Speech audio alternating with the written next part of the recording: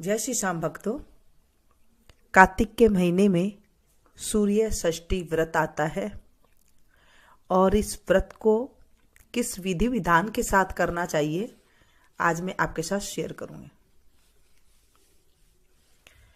कार्तिक मास की शुक्ल पक्ष की षष्ठी को सूर्य षष्ठी का व्रत करने का विधान है। इसे करने वाली स्त्रियां धन धान्य, पति पुत्र तथा सुख समृद्धि से परिपूर्ण रहती हैं। यह व्रत बड़े नियम तथा निष्ठा से किया जाता है। इसमें 3 दिन के कठोर उपवास का विधान है। इस व्रत को करने वाली स्त्रियों को पंचमी को एक बार नमक रहित भोजन करना पड़ता है। षष्ठी को निर्जल रहकर व्रत करना पड़ता है। षष्ठी को अस्त होते हुए सूर्य की विधि पूर्वक पूजा करके अर्घ देती हैं। सप्तमी के दिन प्रातःकाल नदी या तालाब पर जाकर स्नान करती है। सूर्योदय होते ही अर्घ देकर जल ग्रहण करके व्रत को खोलती हैं। कार्तिक का पावन महीना चल रहा है और इस पावन महीने में हम कुछ भी दान पुण्य कथा श्रवण स्नान करते हैं, उसका हमें करोड़ों गुना फल की प्राप्ति होती है। इस महीने में करवा चौथ आती है, होली अष्टमी आती है, त्रयोदशी धनतेरस आती है, रूप चौदस आती है, दीपावली आती है, गोवर्धन पूजा आती है, भैया दूज आती है, सूर्य षष्ठी आती है, गोपाष्टमी आती है, आंवला नवमी आती है। हर तरह के त्योहार इस महीने में आते हैं। इस पावन महीने के अवसर पर सूर्य षष्ठी का व्रत, सूर्य भगवान का व्रत अमोघ फल देने वाला है। इससे धन्य धान्य पुत्र प्रोतादि की आदि की, पति पुत्र की, सुख समृद्धि की बढ़ोतरी होती है। चलिए शुरू करते हैं सूर्य षष्ठी की कहानी। बोलिए सूर्य भगवान की जय। इसे छठ पूजा के नाम से भी जाना जाता है। प्राचीन काल में बिंदुसार तीर्थ में एक महिपाल नामक वाणिक रहता था। वह धर्म कर्म तथा देवता विरोधी था। एक बार उसने सूर्य भगवान की प्रतिमा के सामने मल मूत्र का त्याग किया। परिणाम स्वरूप उसकी आंखों की ज्योति जाती रही। इसके बाद वह अपने जीवन से ऊबकर गंगा जी में डूबकर मर जाने को चल दिया। जब मरने को जा रहा था, रास्ते में उसकी भेंट महर्षि नारद जी से हो गई।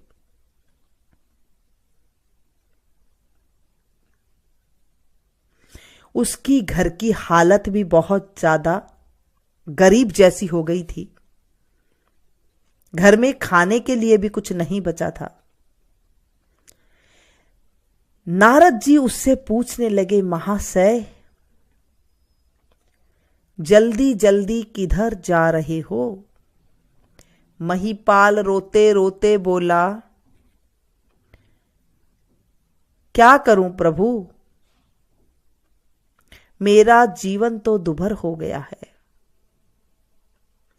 अब मैं अपनी जान देने हेतु गंगा में कूदने जा रहा हूं। अब मेरे पास कुछ भी नहीं है जीने के लिए। मुनि बोले, हे मूर्ख प्राणी, तेरी यह दशा भगवान सूर्य देव के कारण हुई है। इसलिए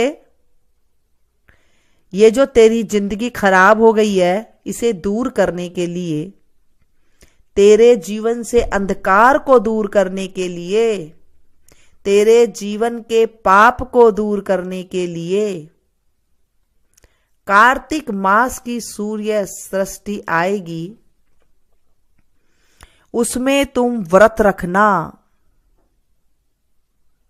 तेरे जितने भी कष्ट है, तेरे सब कष्ट दूर हो जाएंगे।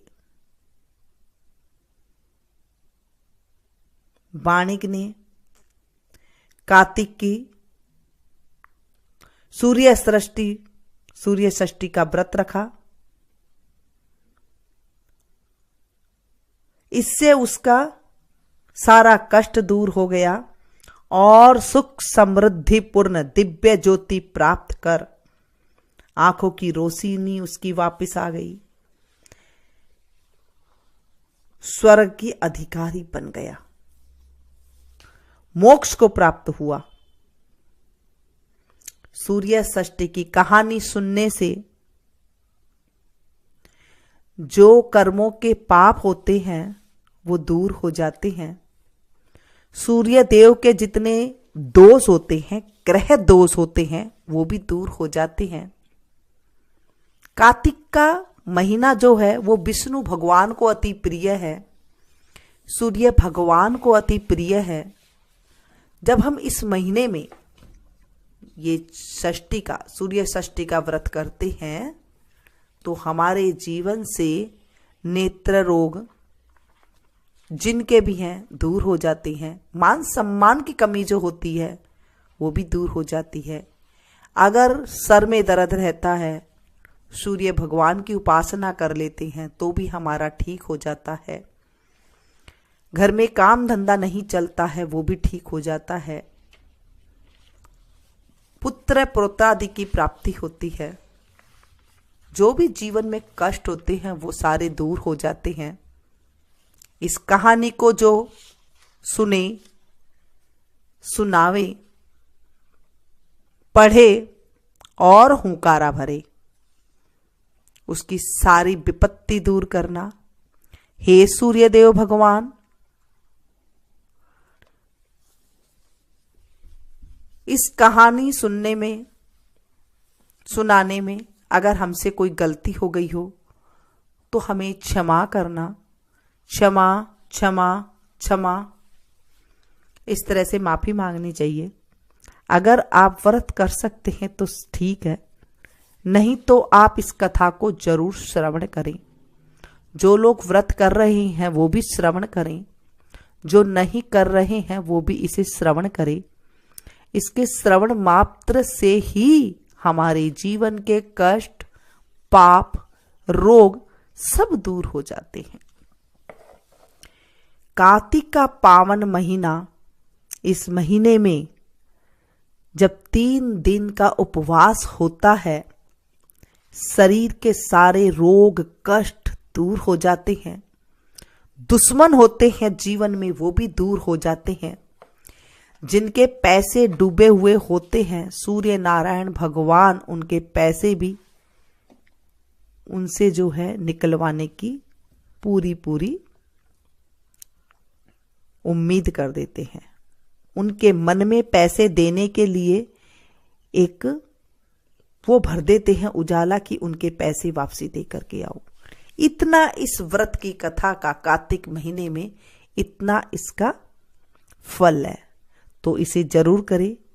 इस कहानी को आप ज्यादा से ज्यादा शेयर करें, क्योंकि जब हम किसी को सुनाते हैं तो हमारे जीवन में कष्ट दूर होते हैं, हमारे बच्चों में जो पीड़ा होती है वो दूर होती है, घर में बरकत होने लग जाती है, अमोघ शांति आती है, कर्कश स्वभाव में मधुरता आ जाती है। जहां एक एक पैसे के लिए दुख पाते थे वहां करोड़ों की संपत्ति हो जाती है। सूर्य देव हमारे साक्षात देव हैं। हर रोज हम उनके दर्शन करते हैं। 3 दिन जब आप व्रत करते हैं तो उनके दर्शन भी अवश्य करें। अगर आपने व्रत नहीं किया है और आप कोई ने किसी ने व्रत किया है तो उनके दर्शन अवश्य करने चाहिए। उससे भी हमारे पाप जो है दूर होते हैं।